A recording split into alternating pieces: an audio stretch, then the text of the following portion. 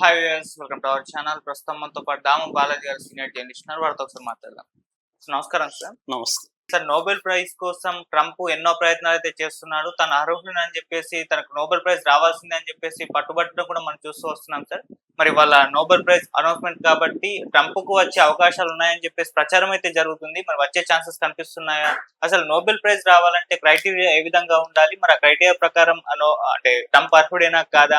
ఇంతకుముందు గతంలో అమెరికా అధ్యక్షులకు ఈ విధంగా నోబెల్ ప్రైజ్ వచ్చిన సంఘటనలు ఏమన్నా ఉన్నాయా? నోబెల్ ప్రైజ్ అంటే ఇది నోబెల్ పీస్ ప్రైజ్, శాంతి బహుమతి అనమాట. నోబెల్లో రకరకాల ప్రైజెస్ ఉంటాయి. నిన్న కూడా లిటరేచర్ కి హంగేరియన్ రచయితకి ఇచ్చారు. ఈ రోజు 2:30కి మన ఇండియన్ టైంలో 2:30కి ప్రకటిస్తారు నోబెల్ ప్రైజ్. ఇది నోబెల్ శాంతి బహుమతి అని చెప్పుకోవచ్చు.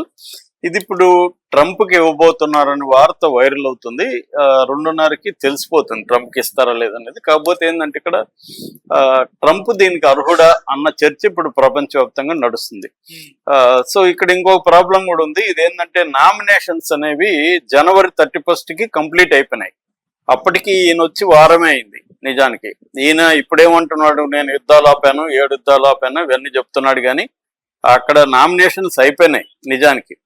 సో మరి ఈ యుద్ధాలని ఆపడం కావచ్చు, మిగతా అంతా పరిగణలోకి తీసుకుంటారా, లేకపోతే ట్రంప్ 2017 నుంచి 21 కాలాన్ని పరిగణలోకి తీసుకుని ఇస్తారా అనేది చూడాలి. మామూలుగా అయితే నార్వేలో నోబెల్ కమిటీ ఈ రోజు డిక్లేర్ చేయబోతుంది. మామూలుగా వాళ్ళు ఏంటంటే ప్రపంచ శాంతి కోసం ప్రయత్నించిన కృషి చేసిన వాళ్ళకి, అది కూడా సుదీర్ఘకాలం కృషి చేసిన వాళ్ళకి ఎక్కువగా ఈ ప్రైజెస్ ఇస్తారు. సో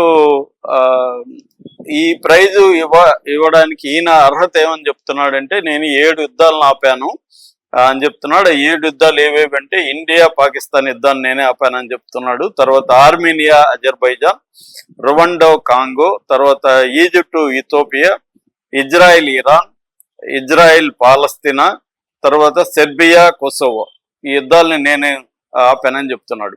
కానీ ఇప్పుడు ఇండియా పాకిస్తాన్ ఈయన ఆపలేదని ఇండియా అంటుంది. అట్లాగే ఇప్పుడు ఈజిప్టు ఇథోపియా మధ్య యుద్ధం కాదు, అది నైలు వివాదం, దాన్ని కూడా ఈయన యుద్ధం కిందకి లెక్కేసేస్తున్నాడు. అట్లాగే మిగతావి కూడా అవి చిన్న చిన్న గొడవలు తప్ప పెద్ద యుద్ధ స్థాయిలో ఈయన ఆపిందేమి లేదు.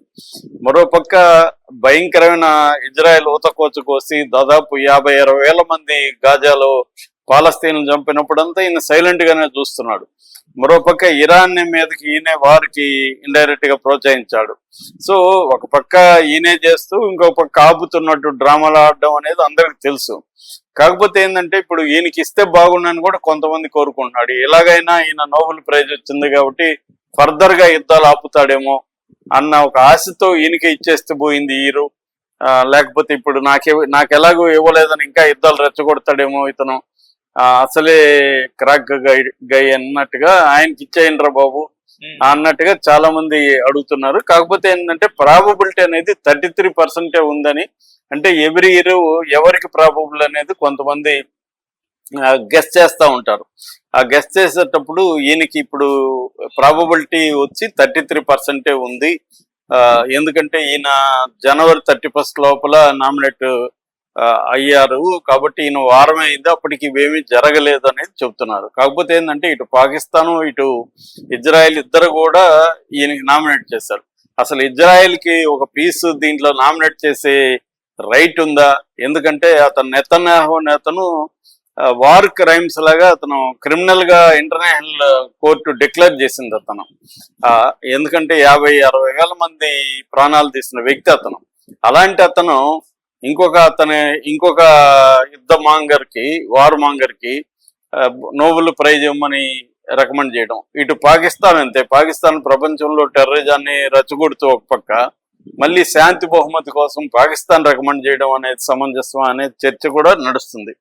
కాకపోతే ఏంటంటే ప్రతి దాంట్లో రాజకీయాలు ఉన్నట్టే నోబెల్ పీస్ ప్రైజ్ లో కూడా రాజకీయాలు ఉంటాయి. ఫర్ ఎగ్జాంపుల్ గాంధీకి ఇవ్వలేదు. గాంధీకి 1937 నుంచి 1948 వరకు 5 సార్లు గాంధీ నామినేట్ అయ్యాడు. కానీ ఒకసారి కూడా గాంధీకి నోబెల్ ప్రైజ్ ఇవ్వలేదు. దాని తర్వాత 2006లో నోబెల్ ప్రైజ్ కమిటీలో పనిచేస్తున్న వాళ్ళు గాంధీకి ఇవ్వకపోవడం అనేది చాలా ఘోరమైన విషయం, గ్రేట్ ఒమిషన్ అని అన్నారు. అట్లాగే కెన్సరో వివా మనం బర్మా అని మయన్మార్ లో ఆమె ఎంతో పనిచేసింది, సుదీర్ఘకాలం హౌస్ అరెస్ట్ లో ఉండింది, ఆమెకి ఇవ్వలేదు. అలాగే చాలా మందికి ఇవ్వలేదు. అయితే ఇప్పుడు ట్రంప్ కాకపోతే ఇంకెవరు అర్హులు అంటే ఇద్దరు పేర్లు చెప్తున్నారు. ఇద్దరు అంటే అందులో ఒకటి ఆర్గనైజేషన్, ఒకటి ఇండివిజువల్. మామూలుగా ఏంటంటే ఇప్పటి వరకు 338 నామినేషన్లు వచ్చాయని చెప్తారు. మామూలుగా నోబెల్ కమిటీ నామినేషన్ ని అఫిషియల్ గా అనౌన్స్ చేయదు, అంటే ఎవరెవరు నామినేట్ అయ్యారు అనేది చెప్పదు అనమాట. 50 ఏళ్ళ నుంచి ఈ సంప్రదాయం కంటిన్యూ అవుతుంది. కాకపోతే లీక్ అవుతుంది కదా, అలా లీక్ అయిన సమాచారం మేరకు 338 మంది నామినేట్ అయ్యారని, అందులో 244 మంది వ్యక్తులు ఉంటే 94 ఆర్గనైజేషన్స్ ఉన్నాయని చెప్తున్నారు. సో ఇప్పుడు ట్రంప్ కి కాకుండా ఎవరికి ఇవ్వచ్చు అంటే ఇద్దరి పేర్లు బయటకు వచ్చాయి. ఒకటేమో ఆర్గనైజేషన్, ఒకరు వ్యక్తి. ఆర్గనైజేషన్ ఎవరంటే సుడాన్ లో ఉండే ఎమర్జెన్సీ రెస్పాన్స్ రూమ్ అని ఒక ERR అంటారు. ఈ ఎమర్జెన్సీ రెస్పాన్స్ రూమ్ సుడాన్ లో అంతర్యుద్ధం జరుగుతుంది 2023 నుంచి. సుడానీస్ ఆర్మ్డ్ ఫోర్సెస్ కి తర్వాత ర్యాపిడ్ సపోర్ట్ ఫోర్సెస్ కి మధ్య అంతర్యుద్ధం జరిగింది. లక్షలాది మంది చనిపోతున్నారు.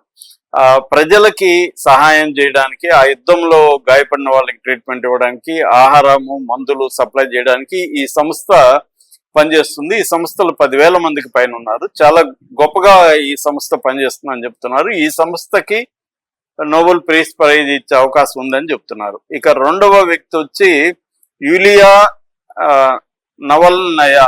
ఆమె రష్యన్ అన్నమాట. రష్యా అపోజిషన్ లీడర్ అలెక్సై నవల్నై భార్య అన్నమాట ఆమె. ఆయన జైల్లో ఉంచే చంపేశారు ఆయన్ని పుతిన్ ప్రభుత్వం.